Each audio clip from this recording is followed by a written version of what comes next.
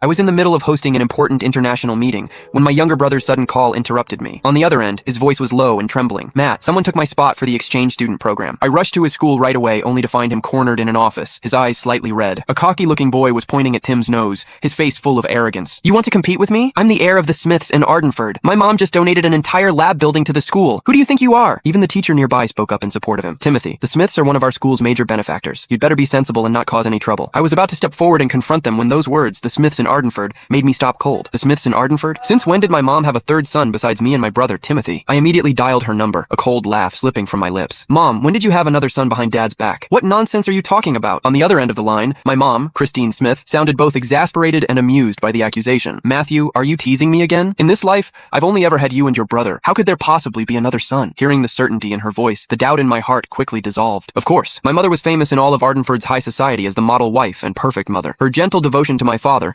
Elias Mace, had remained unchanged for years. She was the woman every other rich wife was compared to. In our circle, scandals about women having affairs or keeping toy boys weren't uncommon, but everyone agreed on one thing. My mom would never be one of them. "It better be that way," I said coldly, hanging up. Then, I looked up at the arrogant kid in front of me. He was dressed head to toe in flashy designer brands, his accessories piled on carelessly, exuding the cheap gaudiness of a nouveau riche brat. Suppressing my anger, I asked evenly, "You just said you're the heir of the Smith family?" "Oh, another one? What now? Calling in backup?" He sneered, crossing his arms. "Yeah, that's right. I'm Roger Smith, heir of the Smith family in Ardenford. Got a problem with that?" "Oh, I get it," he scoffed again. "You two are trying to cozy up to my family, huh? Too late for that. Tell me, besides our family, are there any other Smiths even worth mentioning? What a pair of country bumpkins." Then, he turned back to my brother, his voice dripping with malice. "Timothy, so what if you've got good grades? So what if you spent a year working hard? With a single word, my mom can make everything you've done count for nothing." My brother Timothy lowered his head even further, his fists clenched so tightly his knuckles turned white. Seeing him endure it in silence, I understood instantly. This Smith kid had probably been bullying my brother for a while now. My father had always disliked ostentation and wanted us to stand on our own abilities. So Tim and I kept a low profile outside, never revealing our background. Tim was quiet and focused only on his studies, but people like Roger had mistaken his humility for a weakness and took advantage of that. I gently pulled him behind me